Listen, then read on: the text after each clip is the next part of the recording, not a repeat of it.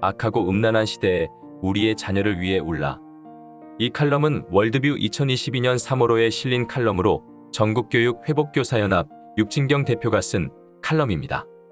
예수께서 돌이켜 그들을 향하여 이르시되 예루살렘의 딸들아 너희와 너희 자녀를 위하여 울라. 예수님께서 십자가를 지고 가실 때 백성과 그를 위하여 가슴을 치며 슬피 우는 여자의 큰 무리가 따라오는 것을 보고 주님께서 하신 말씀이다. 40년 후 그들에게 닥칠 예루살렘의 멸망을 미리 말씀하신 것이다. 오랫동안 포위되어 있었기 때문에 양식이 다 떨어져서 배고픔을 견디기 어려워 자기 자식까지 잡아먹는 극한의 고통을 위해 슬퍼하라는 말씀이다. 지금 우리의 성읍, 대한민국의 수도 서울뿐 아니라 여러 도시는 자녀들을 음란의 구렁텅이로 몰아넣고 이제는 빠져나올 수 없을 지경까지 이르렀다. 피할 곳이 없게 된 우리 자녀들을 위해 울며 금식하며 기도해야 할 시간이다. 주님께서 부르짖음을 돌아보시고 우리의 자녀들을 이 악한 땅에서 구원해 주시기를 간구한다. 한국갤럽에서 성인 기독교 분포율을 조사했는데 21.8%였다. 같은 시기 선교단체를 통해 보고된 청소년의 복음화율은 3.8%였다. 충격적인 결과다. 3.8%이면 한반 25명을 기준으로 하면 1명밖에 없는 셈이니 예수 믿는 내 자녀를 제외하고 나면 그 반에는 더 이상 크리스천이 없는 것이다. 이게 지금 우리 아이들이 경험하는 신앙의 생태계다. 세계적인 선교학자 루이스 부시 박사는 1990년 북위 10도부터 40도 사이에 미전도 종족이 많이 몰려있는 것을 발견하고 선교사를 보내자고 했다. 그러나 2008년 정정 논문을 발표한다. 이제는 44 윈더라고 한다. 만 4세에서 14세 사이의 아이들이 지역에 상관없이 미전도 종족이 되어가고 있다는 것이다. 우리나라도 예외가 아니라고 한다. 코로나로 인해 교회 출석을 제대로 하지 못하고 전도도 어려웠던 지난 2020년과 2021년 두 해를 감안하면 청소년 복음화율은 3%도 되지 않을 것이다.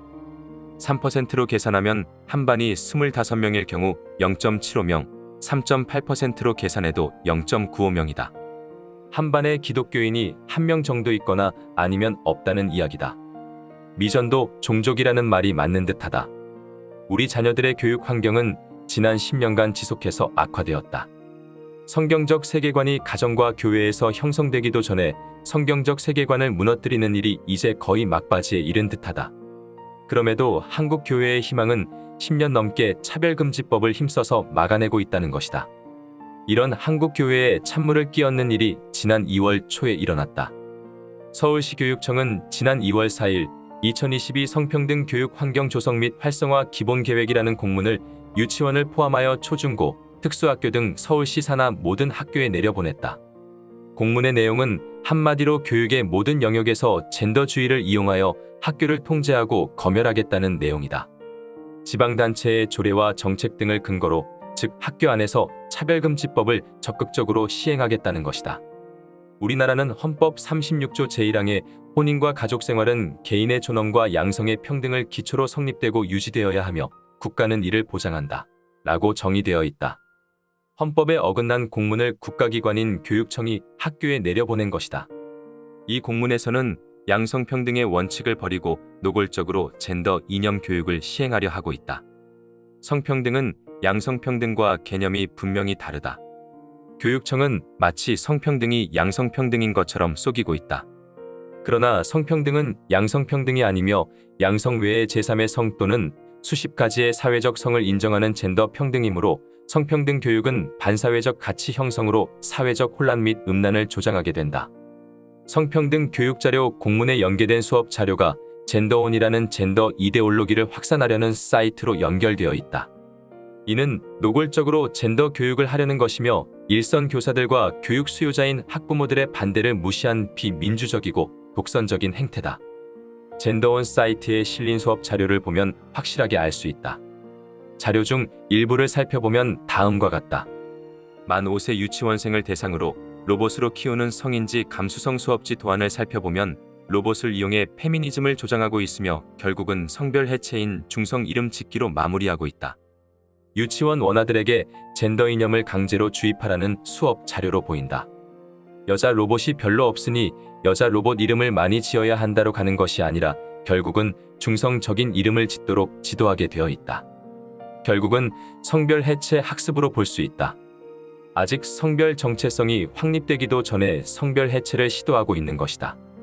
고등학교 사회문화 수업 자료를 살펴보면 남성을 가해자로, 여성은 피해자로 보는 여성혐오라는 용어와 성다수자를 가해자로, 성소수자를 피해자로 보는 성소수자 혐오라는 용어를 사용하고 있다. 이런 그릇된 교육을 받는 자녀는 신압으로 자신의 오빠나 아버지, 교회의 목사님과 남자 성도들을 혐오의 주체로 보게 될 것이며 그들의 권위를 부정하고 가정에서 또 교회로부터 이탈하는 일이 일어나게 될 것이다. 고등학교, 청소년의 연애와 성에 대한 수업 자료에는 젠더 이념을 긍정적으로 기술한 책들이 참고도서로 제시되어 있는데 미리 읽고 수업에 참여하도록 장려하고 있다. 대부분 포괄적 성교육을 다루고 있으며 청소년이라도 서로 동의만 한다면 스킨십이 가능하다는 전제를 깔고 있다. 지면에 옮기기에 낯이 뜨거운 부분이 많을 정도로 내용이 성애를 다루고 있다. 내 사랑을 찾습니다에는 사랑의 다양성을 말하며 이성애, 동성애, 양성애, 무성애 등의 다양한 성적 지향성에 대해 언급하고 있다. 아래에 읽기 자료사를 배우게 된다면 결혼 제도의 붕괴, 일부 일처의 가정 해체와 성적인 문란함을 조장하게 될 것이다. 결국 내가 원하는 욕망에 대하여 비정상이라거나 부도덕하다는 말을 하지 말라고 한다. 저절로 죄에 대한 변명과 합리화를 배우게 된다. 우리의 자녀들이 이러한 교육을 받고서 자기가 주인된 죄에서 회개하며 돌이키기가 쉽겠는가? 지옥으로 가는 고속도로가 우리 아이들 앞에 활짝 열린 것이다. 현대는 다양한 가족의 형태들이 존재하는 세상이 되어가고 있다. 그리고 수많은 차이와 다름의 공존 속에서 모든 것은 개인의 실존적 선택에 맡겨져 있다. 결혼을 해야 할지, 동거만 할 것인지, 아이를 낳고 키우는 일을 가족 안에서 할지, 아니면 밖에서 할지, 그리고 이런저런 직업을 얻기 전에 할지, 아니면 어느 정도 경력을 쌓은 후에 할 것인지. 이 모든 것이 이제는 더 이상 자명하지 않게 되었다. 확고한 규준들이 줄어들었고 이제 우리는 더욱더 우리 스스로의 힘으로 그런 규칙을 만들어내야 한다. 무엇이 옳고 무엇이 잘못된 것인가? 내가 원하는 것은 무엇이고 나는 무엇을 할 것인가? 우리는 무엇을 해야 하는가? 우리는 끊임없이 질문하고 대답해야 하는 운명에 처해졌다.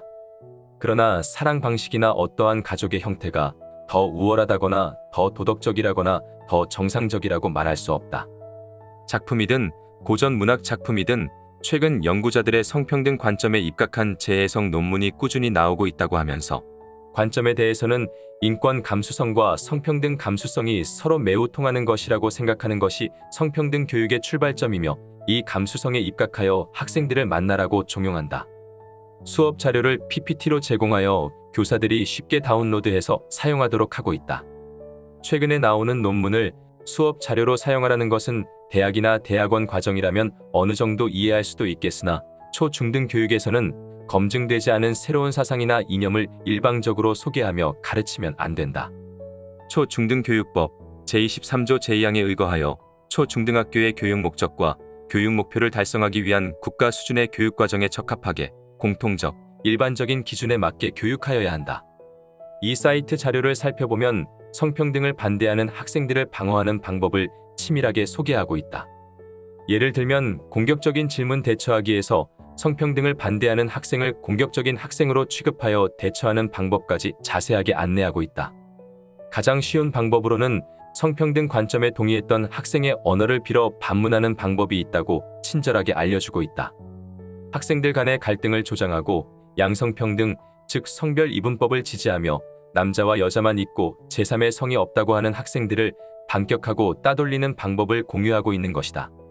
성평등 교육은 한두 과목에 해당하는 것이 아니다. 각 과목 수업 자료만 있는 것이 아니라 학급 운영 자료, 행사 자료 등 거의 모든 영역을 망라하고 있다. 몸에 대하여 기독교 세계관은 내가 나의 주인이 아니라 하나님이신 예수 그리스도가 나의 주인이라는 관점이다.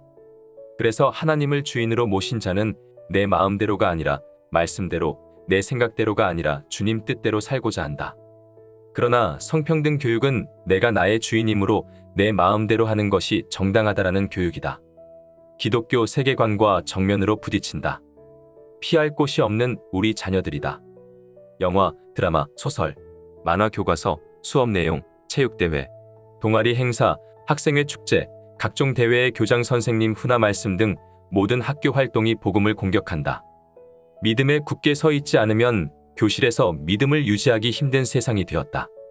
거룩한 하나님의 자녀를 혐오 표현을 하는 나쁜 학생, 남을 배려하지 않는 이기적인 학생, 다른 사람과 공존할 줄 모르는 사회 부적응 학생, 다양성을 인정하지 않는 독선적인 학생으로 조롱당하는 시대가 되었다. 학교에서 하는 모든 활동에 속속들이 배어 있어서 교실에 붙어있는 게시물과 가정통신문, 수행평가와 기말고사 시험 문제까지 더 남은 영역이 뭐가 있을까 싶다.